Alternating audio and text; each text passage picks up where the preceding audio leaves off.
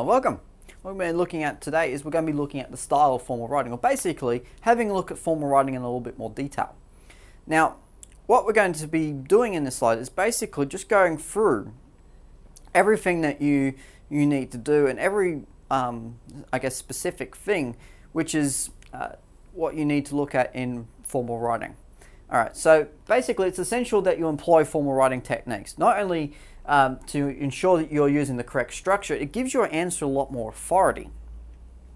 All right, so basically as you're writing, and we'll go through some examples of this as we go, what you're writing should sound like you're coming from an authoritative source, as in that you're an expert. And it will help not only to sort of eliminate any vague or unspecific points in your writing, it will basically make you sound like you know what it is you're talking about. Now, that's obviously a very good quality that you understand, or you seem like you're someone who knows what they're talking about. But really, that's what formal writing's about. It's about giving you that impression. And certainly if you write something in informal English, it sort of gives the impression that it doesn't quite come across as you're an expert or something along those lines. Really, think of it like when you read textbooks and you see that the way that they are written, they're often written in quite formal English.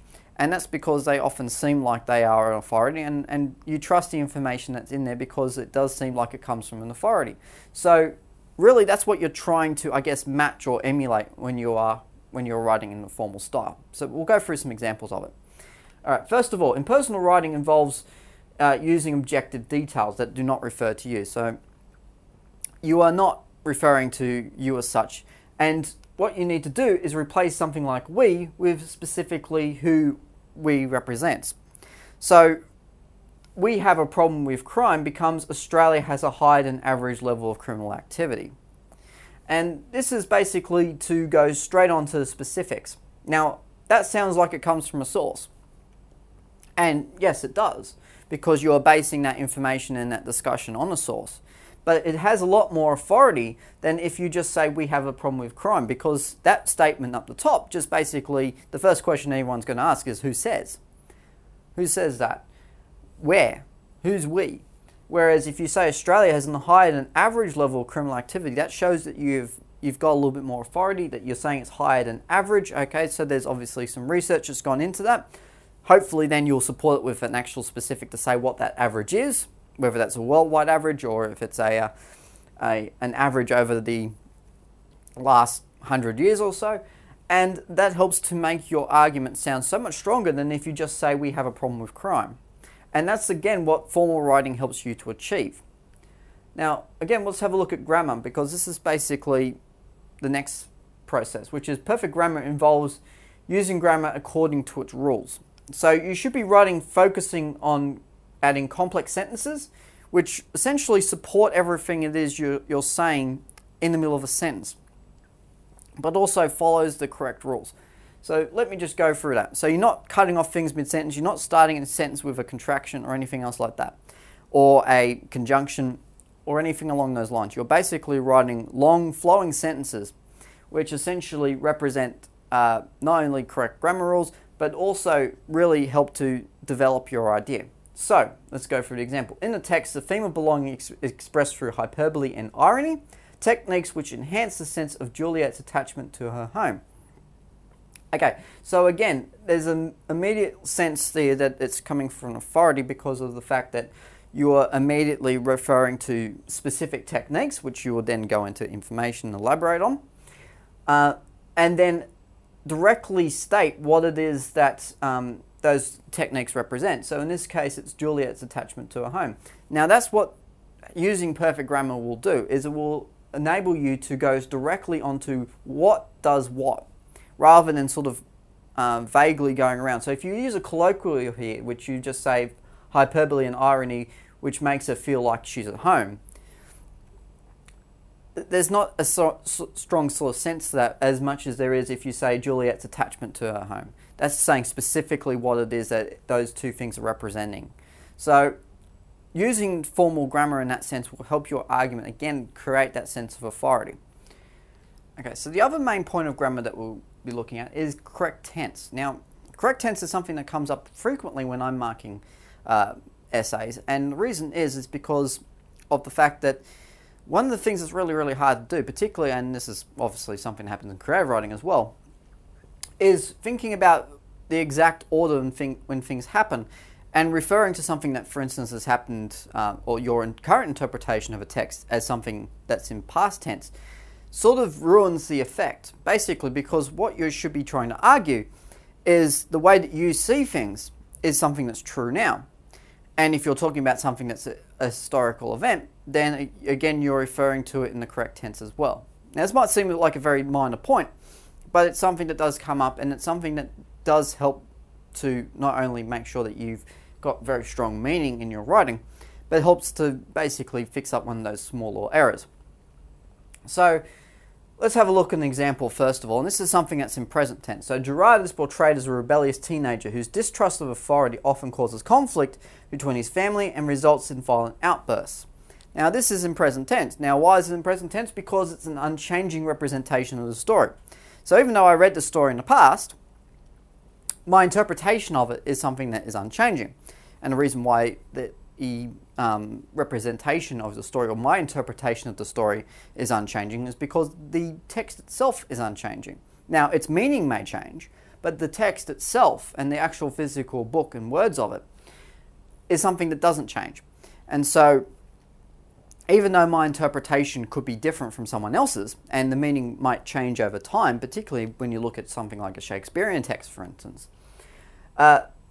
what you're arguing is you're arguing basically that this is a current interpretation and it's based on your own facts, ideas, and understanding.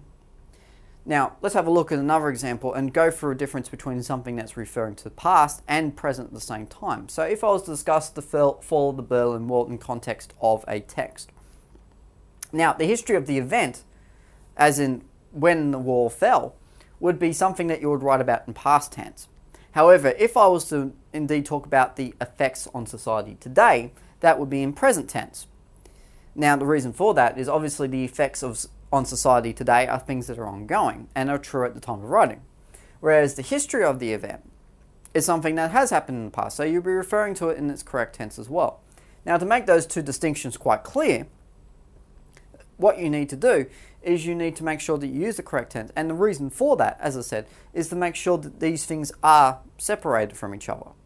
So, it's, as I said, it only seems like a very minor point, and it is, but it's one that you really need to make sure that you clarify. Alright, let's have a look at language. Now, language needs to be simple and specific, and we'll go straight to an example in a second.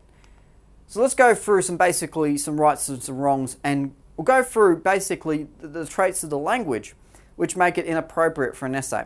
First of all, let's go for the right. So several species of American beaver are threatened with extinction as a result of heavy forest clearance and introduced species. Now this is a discussion which, if you find evidence or statistics on the heavy forest clearance or introduced species and then compare those with numbers, you'll have a very specific argument. And in this case, it's referring specifically to the beaver and what is threatening it. So it's answering whatever that question may have been. But there are things there which may be a wrong interpretation, and we'll just go through them in a second. So, some wrongs. First of all, tragically, many unfortunate animals are threatened by logging.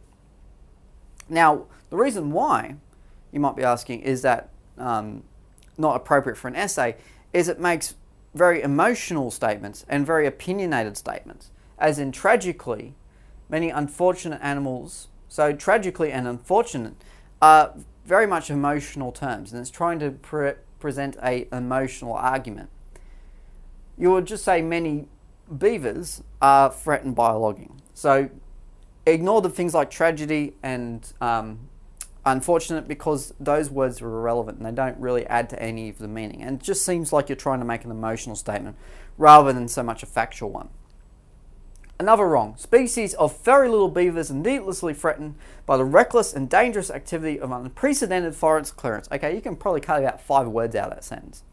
There's way too much description in there. Furry, no, not needed at all. Even furry little are needlessly threatened. Needlessly, okay, get rid of that too. Threatened by reckless and dangerous activity. Now, you could describe that as being words that could refer to what the forest activity is, but you probably only need one of them. And again, unprecedented forest clearance, based on what?